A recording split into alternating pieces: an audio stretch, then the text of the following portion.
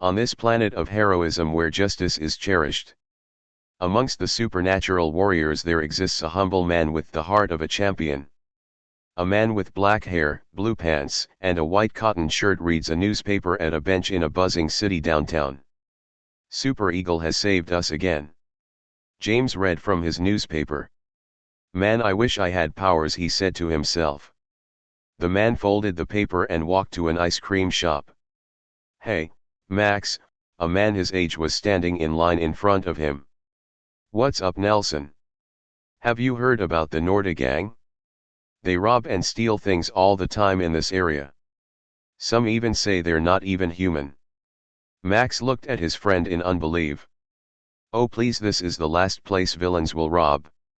Max exited the shop with his ice cream and started to walk to his home in the area. On his way back he saw a man with a cape pushing a car from a ditch alone. With ease he moved the car back on the road and the family of the vehicle thanked the black armored man as he walked away. When Max reached his home he noticed his window broken into. He dropped his ice cream and ran into his house. No, no, no. This cannot be happening. Max notices that his TV is gone and all of his comics that was worth a fortune. Dang it. Max said. I must have bad luck, he said. A man with a green mohawk sucker punched the man that had his comics in his hand behind him and ran away. A short time later, with a bruised nose, Max walked outside his home to retrieve his mail from the mailbox as a man wearing a black vest caught his attention. Hey kid. It looks like you're down on your luck. Robbers, he responded. If you want power I can give it to you. Meet me at this address and I'll show you what real power is. The next day Max got off a bus, then walked on a busy street downtown once more as three superheroes flew above him. Incredible, he said to himself looking up. I'm here for the pickup, Max said looking at the sketchy man behind a beat-up counter. Welcome to my store. You want the stuff? Max nodded. It will cost ya a pretty penny. The sketchy clerk pressed a button on his desk which flipped it over, revealing guns filled with green light. They are called zappers. You aim and shoot it at a superhero and you will obtain their power for a limited time. Don't worry, the victim won't feel a thing. I've always wanted to get a taste of how it feels to be one of them. Now is my chance. The young man bought the mysterious weapon and ran out the door. When he saw the same armored caped man patrolling the area, Max shot the man in the back from behind a trash can, then ran away quickly. It's working, he said to himself as he lifted weights with ease in his backyard. He then threw the weights up into the air high up, letting it fall to the ground. I can get used to this, he said. While in his backyard he heard a woman scream. He ran to his neighbor's backyard and saw the Norda gang wearing black leather robbing another home. Move, shrimp, one of the members said to him, then punched his chest. The gang member was surprised because it did no damage. 3 gang members all punched and kicked him, but still it did no damage. He then punched one gang member, knocking him out instantly, then kicked another, sending him crashing to the neighbor's fence.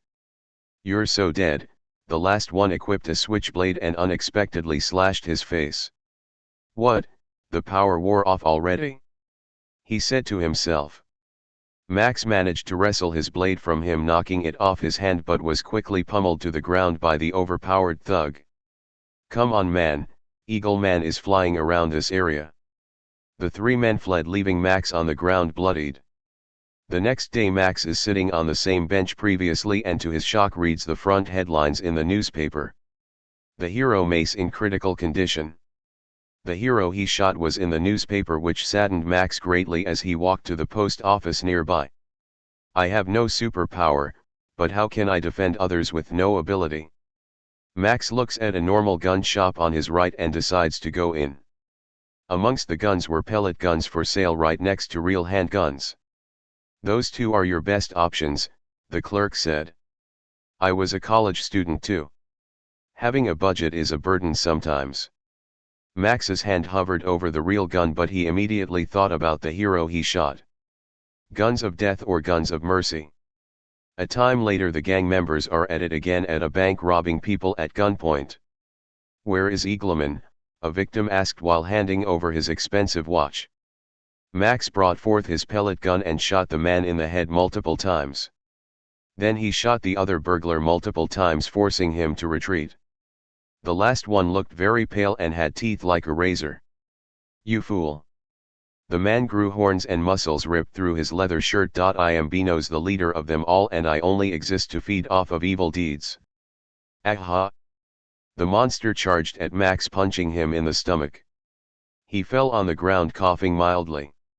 The villain then kicked him in the face. "Give me all your money," the demonic villain said. All the scared victims did as he asked. Even though Max was tired, he picked up the pellet gun while his back was turned, reminding him of the hero Mace who he shot. Then he fired the gun with all his might while shouting. While he kept shooting rapidly, small holes was made in its skin. Even though the villain was in pain, he walked towards him while he shot.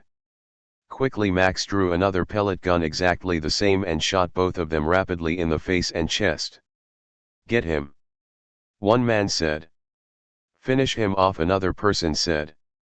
The pale villain with small holes on his face fell on his back unconscious. "But how can he?" The leader of the gang fainted. The crowd cheered at once. "You saved us," one said. "You're the best dude," another said. Eagle Man showed up too late to the scene with his white cape and outfit. He scans the ground, seeing the unconscious villain. "You did this?" he asked Max. "Yes," he simply replied. "You're a superhero," he said. He waved, then he flew away, exiting the glass doors. Max is now overlooking the hospital room from the sidewalk where Mace rests with the same black armor he had minus the cape. With multiple pellet guns at his waist, he patrols the area where he normally is stationed. Pellet Man.